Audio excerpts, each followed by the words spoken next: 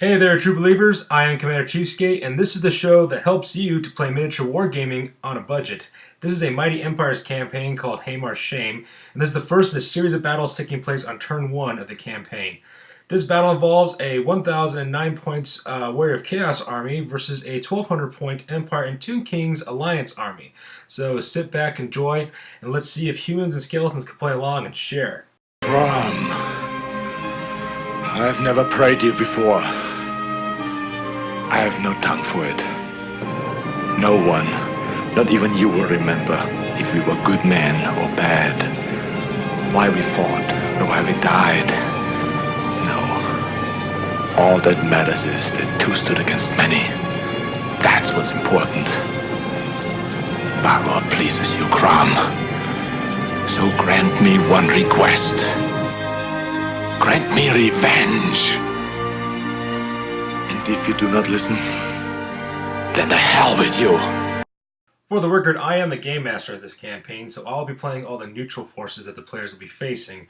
So this is the first army that the players will go up against. It's called the Bloody Nine, and it's a pretty basic Khorne build focusing primarily on close combat with some magic. So first of all, you have the Bloody Nine, Warrior Chaos Army, commanded by me, Commander CheapSkate. The general of this army is Arbal the Destroyer, which is basically a throwback to the 4th edition of Warhammer. They really need to bring this character back. I don't feel that there's enough Khorne special characters. I mean, they got plenty for Sneech and a lot from Nurgle. I mean, heck, they even got characters for Slaanesh, but when it comes to Khorne, they're kind of limited. But anyways, I digress. So anyways, Arbal the Destroyer, he is an exalted hero with the Mark of Khorne. He has a shield, a halberd, he rides a demonic mount with barding, and he has the Talisman of Preservation. And since you have to have magic to survive in this game, and even though it's very un-Khorne-like, but we have one, his name is Black Dal the Stricken Down. He is a level 2 Chaos Sorcerer with a Chaos Familiar, the Scaled Skin, and the Lore of Fire. And his spells are Fireball, Piercing Bolts of Burning, and Flamestorm. Next we have the left hand of Arbal, which is 10 Warriors of Chaos with a Champion, a Standard Bearer, Musician, Marks of Khorne, Shields, and Halberds. And then we have the right hand of Arbal. I think he's trying to realize how the naming works in this unit. It is a 10-man unit of Chaos Warriors with the Champion, a Standard Bearer, Musician, Marks of Khorne, Shields, and Halberds. And then finally, to round out the list, we have the Blood Tide, which consists of 10 Chaos Marauders, a Mark of Khorne, with Great Weapon, Shield, and Light Armor. And that pretty much rounds up the army for that one.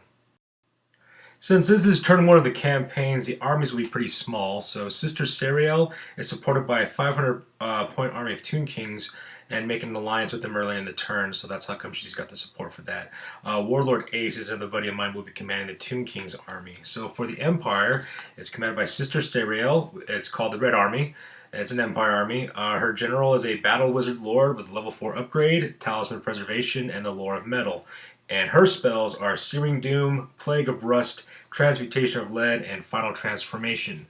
Her core choice basically makes up of 10 handgunners with a marksman armed with the Hulk and Rong rifle, which are murderous for individual characters, and we'll talk about that more later.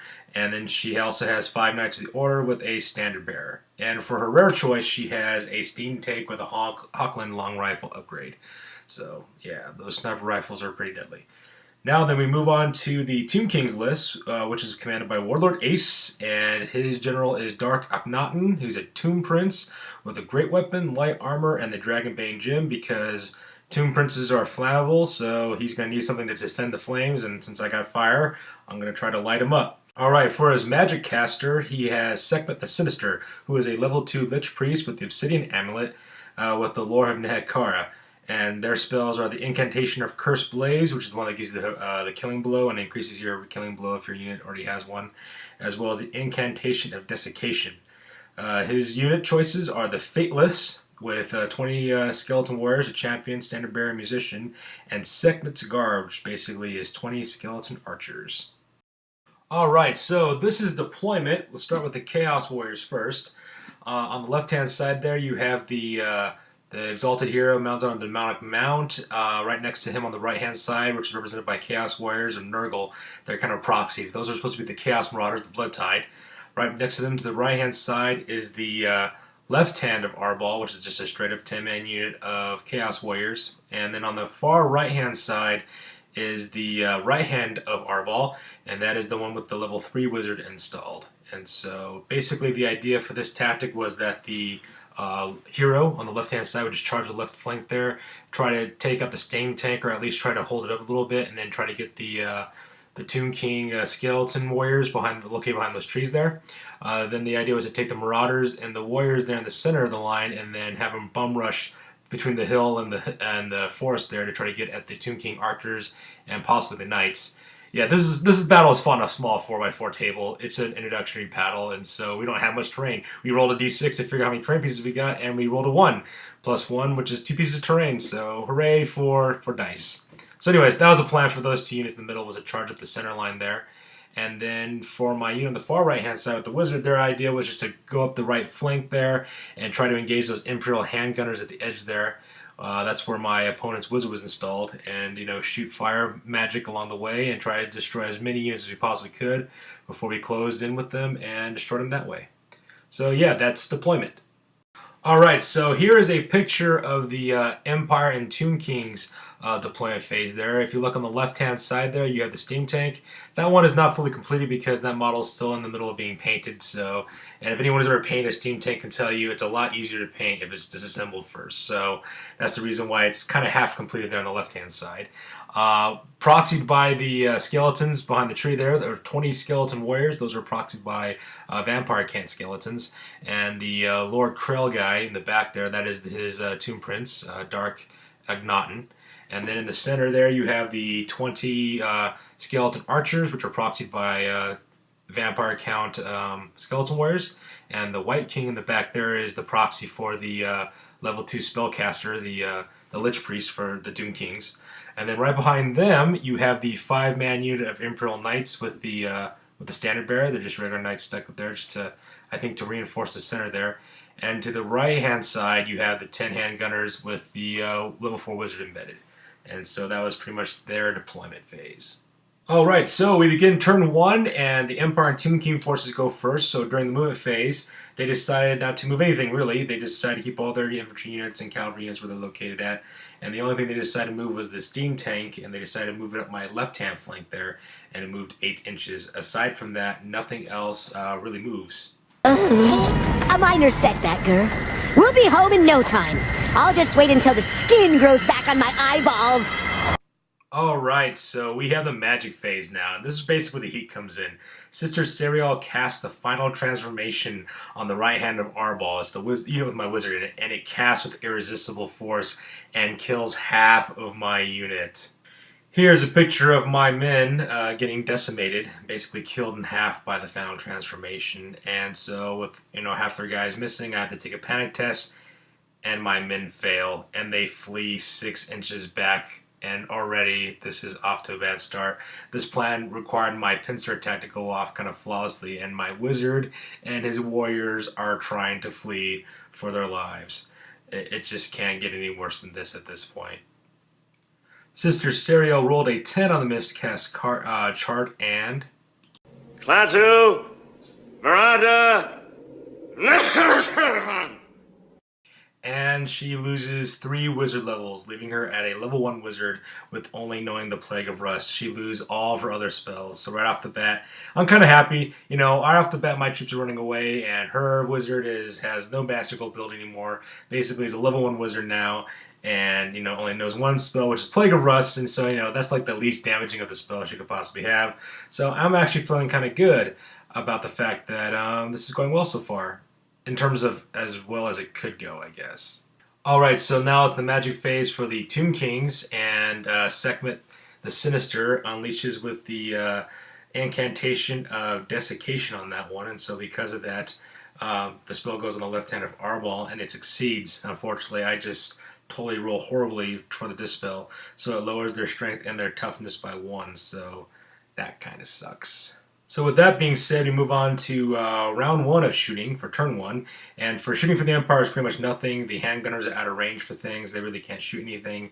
The cannonball for the Steam Tank fires and completely overshoots my hero on the demonic mount, which is, thank God for small favors. And they Hawkland long rifles on both the tank as well as the in the handgun. You try to take aim at my wizard and try to shoot him as he's fleeing. And luckily for them, their one shot misses, the other one hits, but fails to wound because of the armor save. So that's shooting for the Empire. This is my boomstick! Shooting for the Tomb Kings, however, is the complete opposite. Warlord Ace takes aim and shoots with all 20 of his skeleton archers at the left hand of Arbol. And with after even though he shot off all 20 shots, only 4 of those shots actually wound. So, you know, they're Chaos Warriors, Chaos Armor with shields. They should be able to block this, right? But as you can see on their dice rolls, I failed every single one of their armor save, and 4 of my soldiers are dead.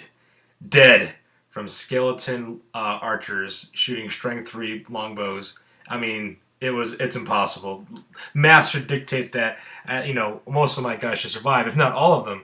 But actually, all 4 die. So my boys take a panic check. Luckily for me, they pass their panic check and they stay. But oh man, that desiccation spell really made it easier for them to wound, I guess, and it just keeps getting worse. That's all you can really say about it. Here's a better picture showing the casualties that happened to my troops because of the round 1 of shooting for turn 1. So yeah, it's not looking so good for my unit. There is no close combat in this round, so because of that, we move on to Warriors of Chaos turn number 1. Alright, so this is the top of Chaos turn 1, and this is the current state of my army. As you can see there, it's not good at all. My army's pretty much been shot halfway to the hot place by now. The guys in the center with my Chaos Warriors, they got the desiccation spell on them. They're already weakened. They lost half their guys from skeleton warriors just shooting longbows at them. And then my unit on the far right there with Chaos Warriors, I mean, half of them got turned to solid gold from the final transformation. And in this picture, I took this picture after movement phase, actually. So my 2 center units, they try to march a course and try to get up close to get to the center lines there. They take another marching phase. On my right-hand flank there, my Wizards unit rallies and gets ready to move again to put the hurt on. But now they're just lagging behind because everybody else is ahead of them, and they ran away instead of standing their ground.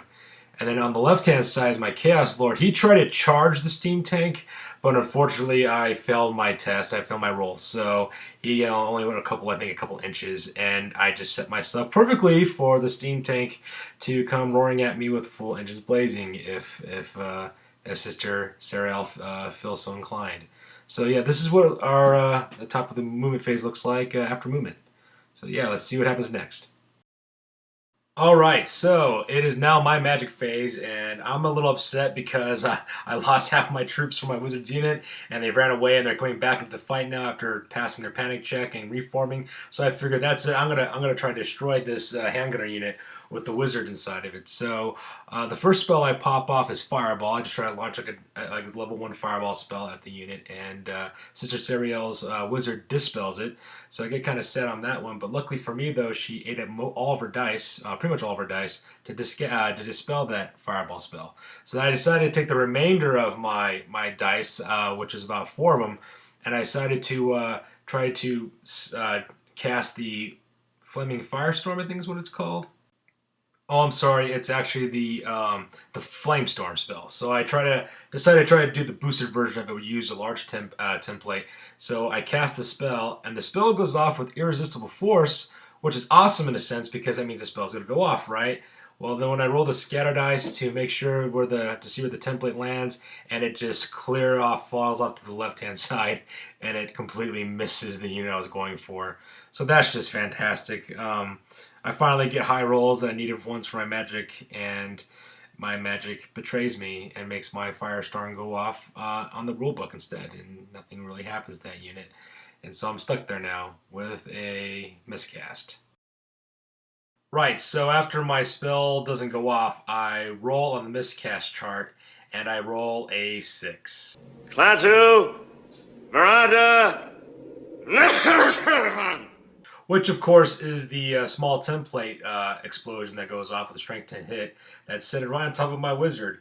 and it kills 4 more of my Chaos Warriors. I mean, this unit's already at half strength already, and then to have my wizard kind of go nuclear explosion and kill 4 more guys, leaving 1 more guy to survive with them, and wounding my wizard with 1 wound left, it is one of the most demoralizing things that could just possibly happen. So far, everything that could possibly go wrong with this army and with this game has gone wrong, and at this point, I'm just wondering what other kind of sad, bad things are going to happen to me at this point? What else do the Chaos Gods have in store for this army? And what kind of pain is going to happen next? It's just, it's ridiculous. So that brings us to the top of turn 2 for the Empire, and we begin with the movement phase. My opponent doesn't really move his army, or her army all that much, rather. And then what they decide to do instead, though, is move the steam tank. And they put 3 points into the movement, and just like that, bam! My Chaos Hero on a demonic mount is ran over and is crushed with just the pure amount of impact hits that this thing can muster up. My opponent not only did she get the maximum amount of movement out of the steam tank to hit me, so she got the 6 impact hits right off the bat. She rolled 3 D3 additional impact hits, 1 for each steam point that she had. She got some like 7 additional hits, so they hit me like 13 times with like strength 6. And I was stopping most of it with my ward save, but you know the hero only has 2 wounds, and so yeah, my Chaos Hero just gets ran over by the steam tank, and just like that, my left flank is now completely open. All right, so with that, after my hero got ran over in their movement phase, we go to the magic phase. The Empire magic phase is pretty much non-existent. I pretty much dispel all the spells that they try to cast. And then we move on to shooting. Shooting phase is pretty much on all that impressive. The Tomb Kings fire first with their 20 bowmen. Most of them missed. Only a couple of them make it through to try to wound my troops, but my troops is able to withstand the blow, so my Chaos Warriors make their armor saves, so that much goes pretty well. But then what happens is the Empire handgunners, however, are now within range, and then they open up on my Chaos Warrior unit that's right there, and they take 2 casualties for their trouble. They slip through a couple of wounds, and so 2 of my guys die. We roll for the panic check for that unit, and that unit stands its ground and continues to go. Since there's no combat, it goes on to the top of Chaos turn number 2. Alright, this is a picture of the top of turn 2 for Chaos after movement phase. As you can see there, my left flank is now completely exposed because of the steam tank. I was hoping that my men might be able to, in the center, to get even further inside the center line, and hopefully my Chaos Marauders on the left-hand side there could get some hover behind the trees, so that way the tank could get to them, but they didn't go far enough. So basically I just marched with my Marauders and my Warriors down the center to try to get into the Tomb King Archers, who are proven to be extremely deadly this turn. On my right flank, my Wizards unit marches forward because that's all they can really do because they're so far behind because of the failed panic check. All I really do this round is set up my Marauders and my Chaos Warriors to charge forward into the Bowmen. If I can get them into close combat and then beat that unit and hopefully kind of overrun it, destroy it, move into the Knights, and then maybe mop up afterwards. I'm looking kind of desperate here, so that's like the best that my plan can really get at this point. So yeah, that's pretty much it. The rest of my phase is pretty uneventful. I have no shooting weapons. There is no real magic reel. I try to cast a couple of spells, but they get dispelled, and so we have no close combat. So we move to the Empire phase, actually Empire turn 3. For the movement phase, the whole main army doesn't really move, but my opponent, Sister Serial, she converts all 3 more steam points into the steam tank and sends it rushing straight to the flank of my Marauders. And as you can see in the photo, it's just all kinds of bad. So she gets the 6 D6 impact hits plus 1 D3 impact hit for every additional steam point that she threw inside of that steam tank. I forgot how many she got at the end, but in the end, though, it kills 8 of my men just right off the bat. It just runs them straight over. I'm not sure if it's luck or if it's misfortune, but my Marauders, they pass their panic check. They don't run away, so that's kind of nice. So only 2 more are left. And right now this is where I kind of know deep down inside that this game is going to end badly for me and that I just lost the game. I only got 4 Chaos Warriors left in my center. I got maybe my Wizard there on the side there with his man, and that's it. And we're really not going to be able to accomplish anything once they close into close combat. So at this point, I know I'm pretty much finished after this. And then we get into Empire shooting turn 3, and this is where the game pretty much ends. We start with the steam tank. Sister Serial takes the last 2 of her steam points and puts inside of the steam gun and opens up the breath attack and just destroys what's left of my Chaos Marauders. So those guys, they get roasted alive with hot burning steam. And so that's just wonderful right there. And they die horrible deaths. We then go to the Tomb Kings, who then open up. All 20 bowmen fire. 8 shots get through and actually hit and cause wounds. And so I have to do armor saves, and as you can see there in that roll, there is a lot of 1s and a lot of 2s and like 1 4. So even though the Chaos Warrior survived that 1 wound, the rest of the remainder is more than enough to kill him. And so my men are finished off with arrows pretty much in grandiose 300 fashion. So yeah, they are dead. And for the last 2 shots of the shooting phase, Sister Serial uses her Hawkland long rifles. She uses the Hawkland long rifle that's embedded inside of her handgunner unit. He opens up and kills the last remaining Chaos Warrior that's in my Wizard's unit. And then Sister Serial then takes the Hawkland long rifle that's on her steam tank, takes careful aim, opens up, shoots at my general, hits and wounds. I fill my armor save and kills my wizard. And that's pretty much it, and that is the end of the game, really. And as you can see in this last picture, I have not killed a single Empire or Tomb Kings model in the entire army. I was tabled beyond all belief. Not just tabled, my entire army gets destroyed. I mean, that's fine, you know, if you can do that. But not to inflict a single wound on my opponents. Not one single wound. Oh my god, it's just demoralizing. Eugh.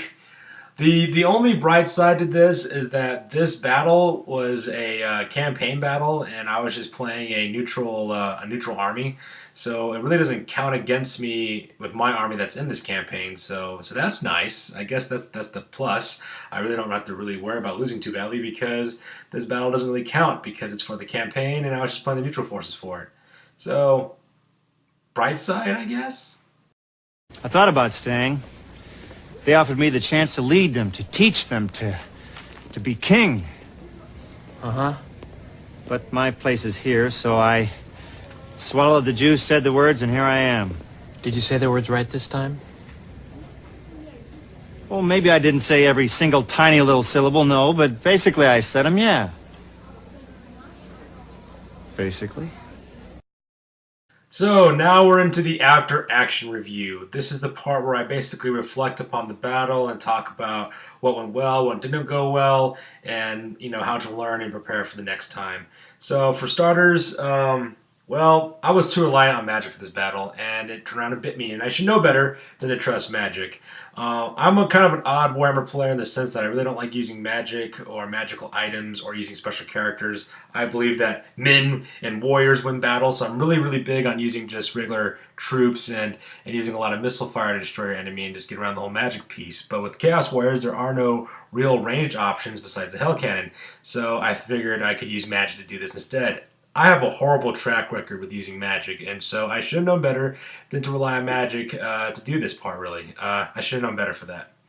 Distance also was really bad for this battle. I was really far away from my enemy lines. I really need to get some faster units for this neutral army if I'm ever going to play it again. Things like chariots, marauder horsemen, chaos knights, even warhounds. Warhounds would have been perfect shaft for this battle, just so I could deflect some shots, maybe disrupt their lines, maybe cause them to panic a little bit. Looking back now, that Vanguard rule really would have helped the Chaos Hounds a lot. I could have just sent them in real fast, tied down those bowmen for the skeleton archers, and then disrupt the handgunners as well, and that would have been really good. And I could possibly save a lot of my troops that way because I took most of my casualties from missile fire. The steam tank is no joke. Never underestimate the steam tank. That thing is just a beast. I need to find something to tie up that thing with. Maybe, I don't know, maybe I just take a Demon Prince next time. Maybe that might take care of the situation. Or maybe just need to roll better for my charges so that my hero can engage with it in hand combat. But yeah, that steam tank, man, once it gets going, it just plows through troops and just destroys stuff. And it just destroys units. And I just need to find some way to get rid of that. Also, never underestimate the power of shooting in mass. I mean, those 20 bowmen, I mean, I guess we're in the realm of Math Hammer at this point. They had so many shots, so many chances to kill my troops, and you can only armor save so many shots at once. So I guess that's the moral of the story. Just prepare yourself to take on mass firepower and try to mitigate those circumstances. And finally, the last thing I guess I can learn from this is beware of the wrath of the Hawkland long rifle. Those things will reach out and touch you and just take you out from way far away. And yeah, just gotta look out for that and just be aware of where they're located at. Try to use the terrain to your advantage. I mean, I know there wasn't really much terrain in this battle. I mean, we only had trees and a hill, for God's sake, so we really didn't have much terrain to work with too much in this battle. But yeah, next time I just need to do that. So this pretty much sums up for battle number 1 for Haymar Shane campaign, turn 1. It should really be called Commander CheapSkate Shame. I mean, God, I got tabled so hardcore. But yeah, that's pretty much it. So on to the next one. Bye.